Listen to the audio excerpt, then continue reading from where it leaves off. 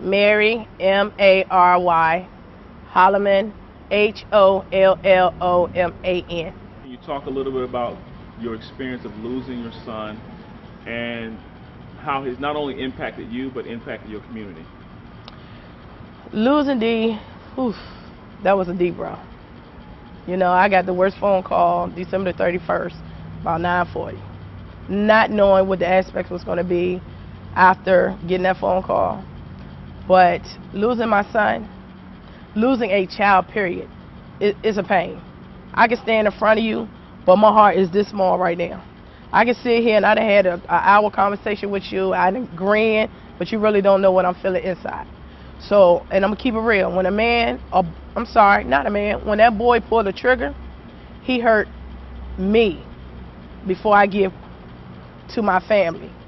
I have still a daughter and a son that right there I have to call and check on every day because they still feeling that pain. We didn't know what it felt like. We always heard about tragedy, but until it happened to your home.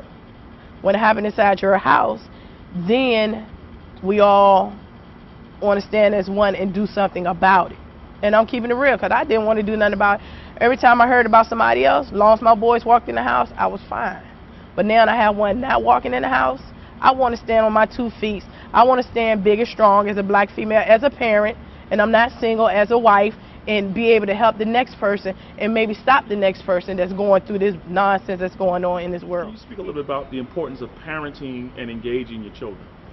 It's important to us as parents. Once we had these kids, we had parents from the beginning.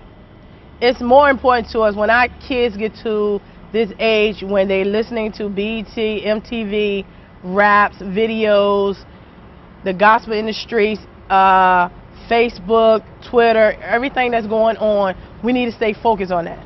It's more important. That means our kids, they are picking it up from somewhere, but they also have, Mama, I might learn this today, but I want to be able to come to you and talk to you what I learned, but I'm kind of scared. So me being a parent, I believe we all as parents need to listen and try to demand for our kids to have a good communication with them at all times, good or bad. If you did something bad, be able to come to your parents and let them know. We don't have that no more. Our kids will go and tell the next brother in the street or the next somebody else that's not relative to our kids what they just did, and we always, as the parents, the last one to find out. It is so important to get in your, nowadays, it's very important to get in your community. I have not did nothing but preach, call, text. I did 2 events myself after my son passed, and I have a field beside my house. I contacted people and let them know this is what we're doing. We're coming out to see what the problem is, how we have a solution to the problem. With me doing that, contacting 200 people, I had about 50 people. Our problem is the parents won't come out their house. They can talk about it on the internet, which is Facebook, Twitter. We can talk about it over the phone, but you have to step out your home. You have to go to this location. You have to walk your streets. When you know things ain't right, I can pull up in my driveway and they used to roll dice.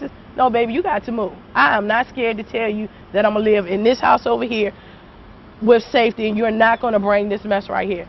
So in my neighborhood, they know Miss Mary. They know Miss Mary. Oh, look at Miss Mary, let's go. If that's what you got to do, run when I come, well, you run, because you're not going to bring that tragedy to my house, which my area, Bay Avenue, it's been tragedy, and I was always out there. I was always out there. When I found out a lot was going on, when I found out who was doing it, it's a lot. But I guess you'll call that a neighborhood watch. That's what I be. I have no problem.